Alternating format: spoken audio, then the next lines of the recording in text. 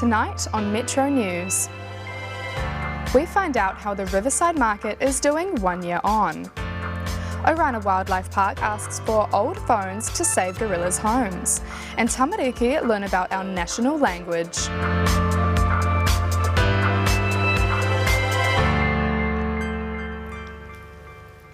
Nau mai, haere mai, and welcome to this weekly wrap-up of Metro News, brought to you by Te Whakapauho o Aotearoa. 1 year on from opening, and Riverside Market is the new hotspot for Cantabrians in the central city. As I found out, the first 12 months have gone down even better than the owners could have imagined. Open 7 days a week and filled with boutiques, restaurants, cafes and bars, Riverside is exceeding expectations. Well, we're thrilled. It's been an amazing year. I think we never were sure when we started what it was going to be like and how the public would respond, but it's been incredible, really. Making Riverside happen wasn't all that easy. The initial project got turned down 4 times before the owners got the consent to build. But as most of the Christchurch residents know by now, it's an absolute hit. It can be a real food destination, and I'm pleased that we're part of that, and that I want to show more of what Canterbury has and sort of learn all about these amazing people doing cool stuff. It's been great for business owners too. I love the market because atmosphere here, it's like a bustling people and bring people coming in. The reason I like this place is probably the people around us. One of the main concerns at the start was having enough car parking for visitors. We now have the car park right next door, the asphalt car park, which since we opened has been sealed and opened, so there's more car parking right on the doorstep. Pre-COVID, the foot traffic was averaging 10,000 people a day.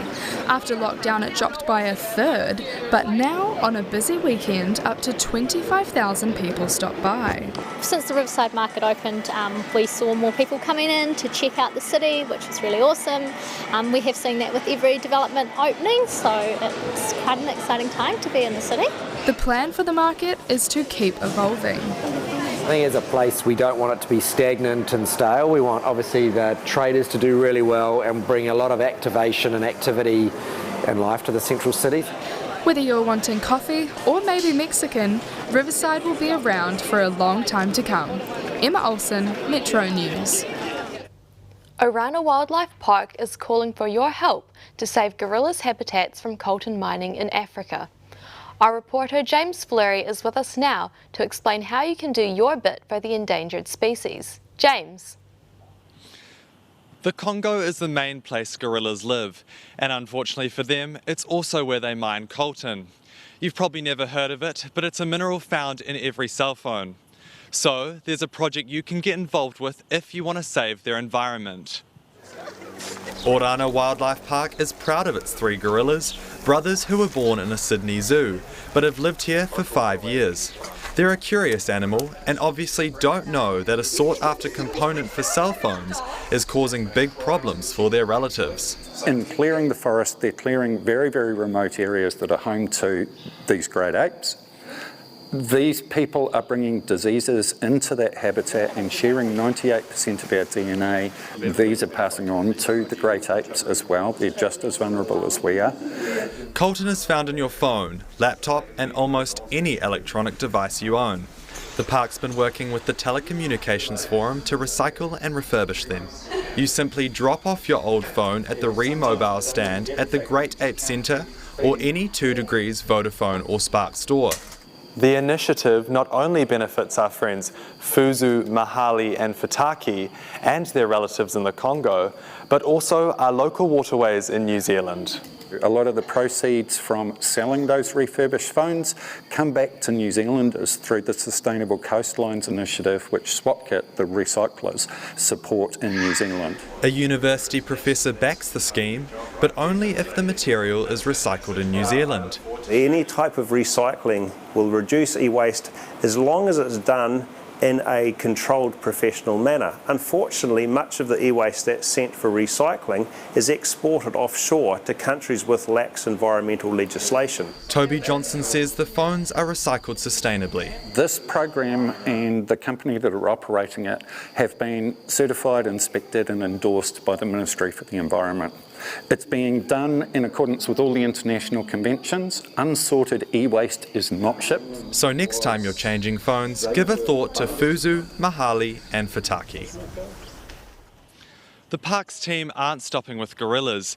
They're also working closely with zoos in Victoria to reduce the impact of palm oil plantations on habitats in Asia. Once again, it's about saving native rainforests, this time for the orangutans. Thanks, James. Whitebait fritters are on the menu again, but for how long?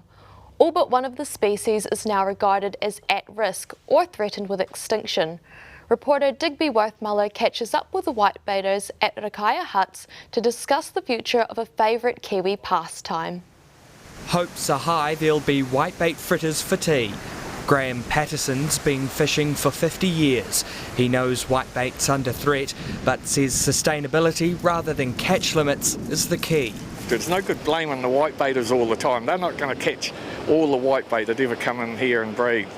I just think what will destroy all the whitebait and destroying lots of other things is the habitats. If the habitat gets taken away and they can't breed in their areas, well, you won't get whitebait. You know, they don't breed at sea. The government's considering measures including safe havens for whitebait to spawn, phasing out whitebait exports and large nets, as well as a shorter season. Graham says his fishing comes to a natural end.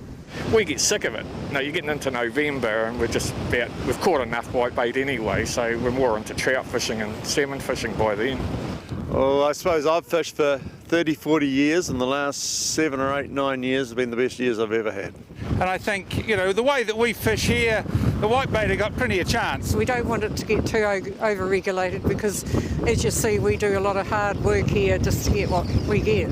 Well, as you can see behind me, whitebait season is well underway, and according to a DOC survey last year of 3,000 people, 90% think that there should be more sustainable fisheries, while 77% think that there should be a catch limit. Whitebait come in from the sea at this time of year, around springtime, and then they spend their time growing into an adult in the freshwater part of the rivers. Like anything, a proper place to grow matters. And what the really important thing to focus on is having that critical habitat for the eggs. As tasty as fritters are, finding the balance is vital to keeping them on the menu for future generations. Digby Worthmuller, Metro News. E whai ake nei. Engineering students use Kiwi ingenuity to tackle the Peak to Pub challenge, and we check out Canterbury's cheekiest chickens.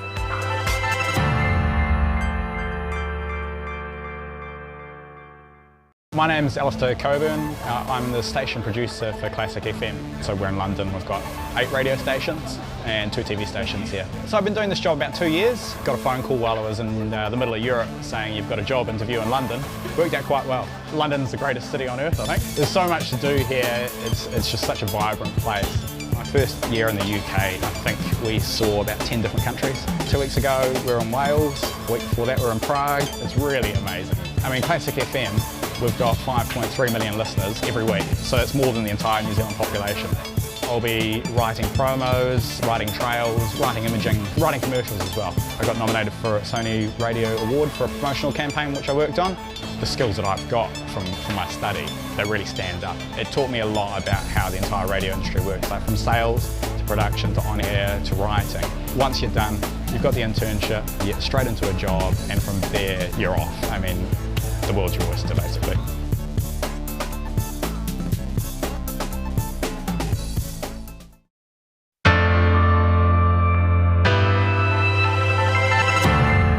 Kia ora anō. Hundreds of athletes from around New Zealand will be heading to Mount Hutt tomorrow to compete in the Peak to Pub race. As Charlotte Grimwood reports, it's the biggest turnout yet. The heat's on, with Peak to Pub just days away.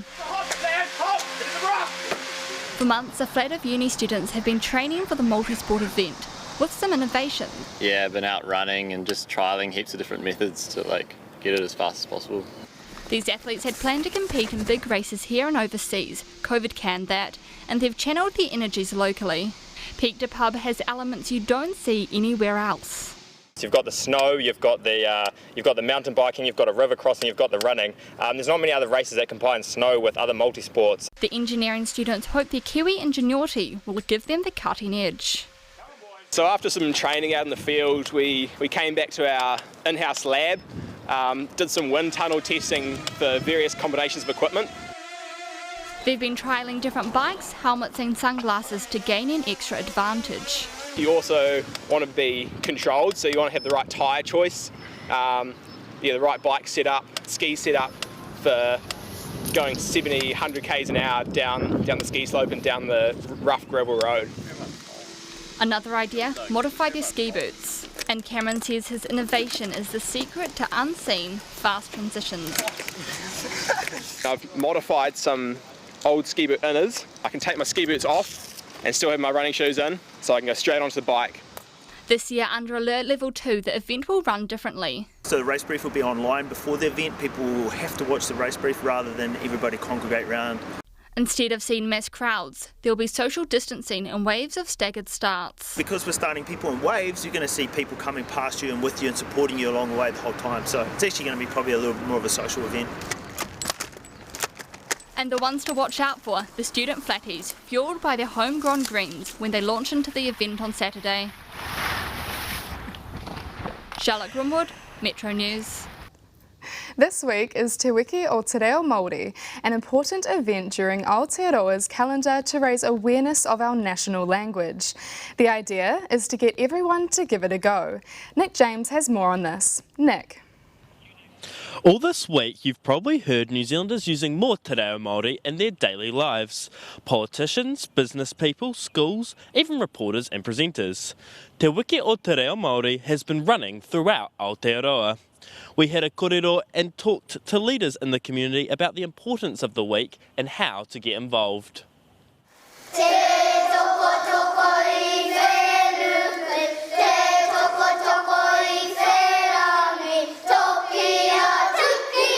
Te Reo Maori Language Week launched today. The aim? Get everyone to say at least a word or two every day. It's a time that we can celebrate, everyone in New Zealand can celebrate Te Reo Maori in some shape or form, whether it's small or big, whether you're fluent or not fluent, using one or two words every day, it makes a big difference. Māori language speakers are celebrating the anniversary of the 1972 petition delivered to Parliament, calling for Te Reo Māori to be taught in schools. Everything's blown up because of this petition, and it's time to celebrate that massive feat from 1972. As we move forward. The event also plays a part in promoting and contributing to the language. It's a language that is unique to New Zealand, and it's something that we can all collectively be proud of and contribute to its well-being.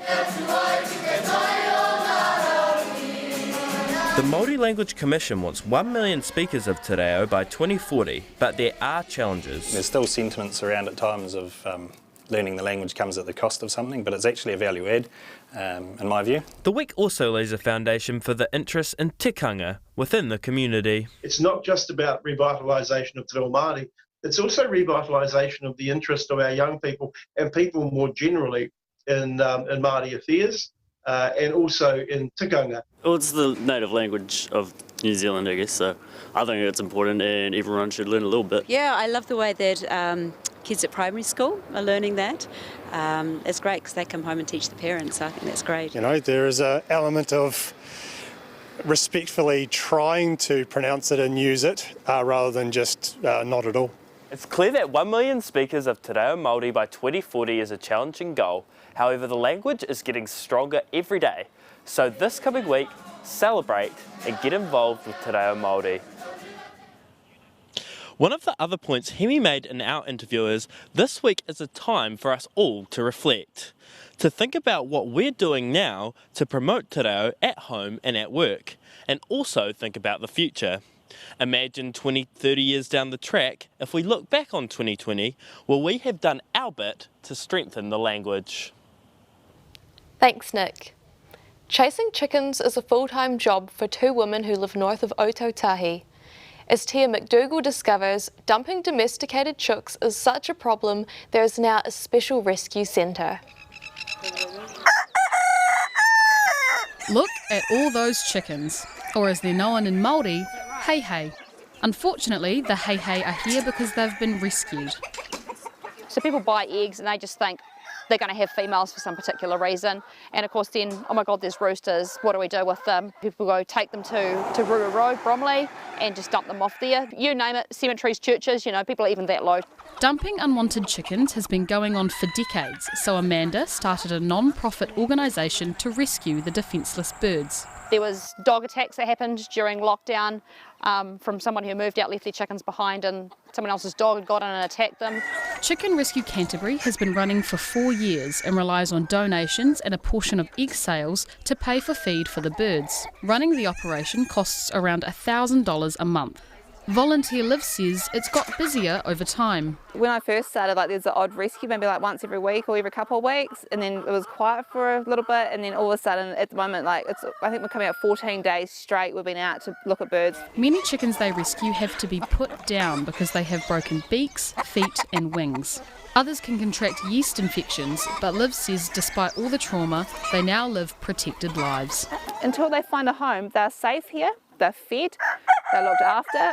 Penalties for dumping and abusing animals can result in fines up to $10,000 and jail time for repeat offenders.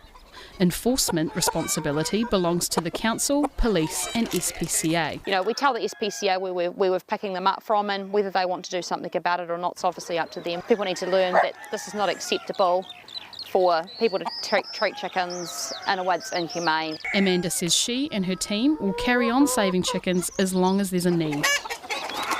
Tia McDougall, Metro News. E whai ake nei. We look at Canterbury Cricket's plans for Hagley Oval, and we put on our skates to see what roller derby is all about.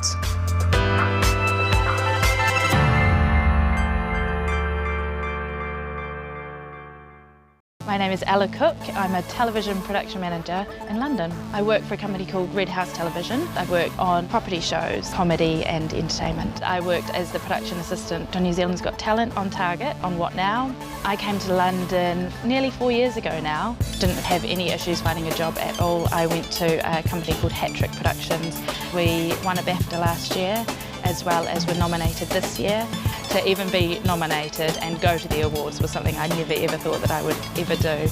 But then to also win it and go up on the BAFTA stage was just a brilliant feeling. I love living in London. Definitely a big change from living in New Zealand. There's so many people, it's so busy and bustling all the time. I also love being able to just go to the theatre or see something different every night. The professionalism that we are taught at broadcasting school really helps in the wider world. I had my degree on my CV as well as the work experience that I'd gained after my internship. I would never have thought that I'd get this far. It's the best thing that I ever did for my career. There's no way that I would be where I am today without the degree that I have.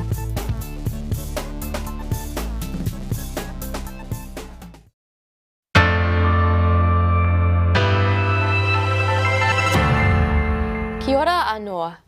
Christchurch country music fans now have their own station to follow, thanks to the radio students at the New Zealand Broadcasting School. As Nikki Carroll reports, they're all about breaking stereotypes. Cowboy boots, broken hearts and pickup trucks is what you'd expect from a country music station. But not on Tracks 96.1.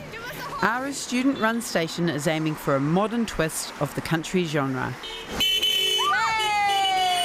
A Kiwi flavour where they can, with the occasional throwback included as well. I think our initial hesitation with that in the beginning was that we didn't want that old sort of hick sort of sound. But it sounds like they may be changing their tune. We now have a bit of Johnny Cash, I heard some last night, and we're really working on upping those throwbacks. People really like them. Radio industry specialist Ian Avery says country probably isn't a viable commercial format for mainstream stations, but he believes there's a lot of secret passion out there. A lot of people would not outwardly admit, I love country music, because you'd get stoned at a party probably, or your friends might torment you. But if they hear country music, a lot of people will be like, oh, I love it, just don't tell anyone. Keeping Ian's words in mind, I hit the streets to see if this was true. Would you listen to an all-country radio station? Maybe. Probably not. I think I would. What is your favourite country song? Does Country Roads count? A cow would, with a county. Do the hold down, hold down.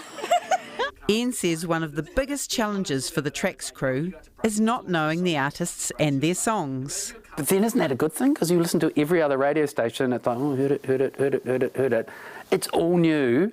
And how many times would you be sitting there with your Shazam going, what is that? Station manager Meg is also passionate about including Kiwi music. So let's make sure we champion those New Zealand artists. Kaylee Bell, Marlon Williams, Jenny Mitchells from the South Island. So there you have it, folks.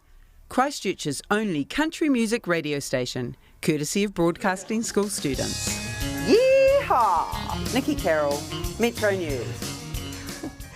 The Mitre 10 and Farah Cup rugby competitions are in full swing with 2 home games being played here in Ōtautahi tomorrow. Canterbury men will take on Taranaki, both teams coming off great wins, while the women will battle it out with Otago, a team they are neck and neck with on the leaderboard. The Canterbury Cricket Trust is asking for donations to open a new training facility at Hagley Oval. The space will cater for everyone, from junior cricketers right up to the paid professionals. Reporter Mitch Redmond went down to the Oval to check out their plans. Hagley Oval's one of New Zealand's best cricket venues, and it's set to get better. What's most recently been the Canterbury Horticultural Base will be transformed into the Sir Richard Hadley Sports Centre, an indoor training venue for the community. The hall will feature 5 training lanes, office space for coaches and staff, as well as a balcony overlooking the main ground. The Canterbury Cricket Trust is seeking donations to get the ball rolling. Well, we've got approximately $2 million. We're trying to raise another 2.5 or thereabouts by the end of this year. The old building will be demolished to make way for the new venue. But this is the future of cricket in Canterbury. This is where the young kids come and see their heroes playing in the net beside them. This is where they learn their game from being coached by some of the people they see out there playing for Canterbury and for New Zealand. There is some opposition to the project.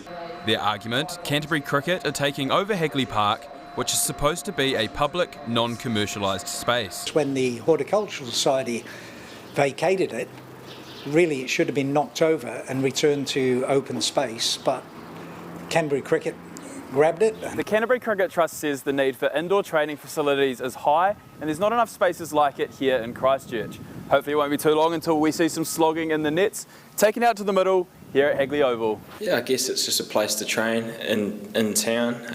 It's a place to call our own. I guess visiting places like Lincoln and Rangiora, they're not really ours. We're kind of just borrowing them, but to have something we call ours would be really good.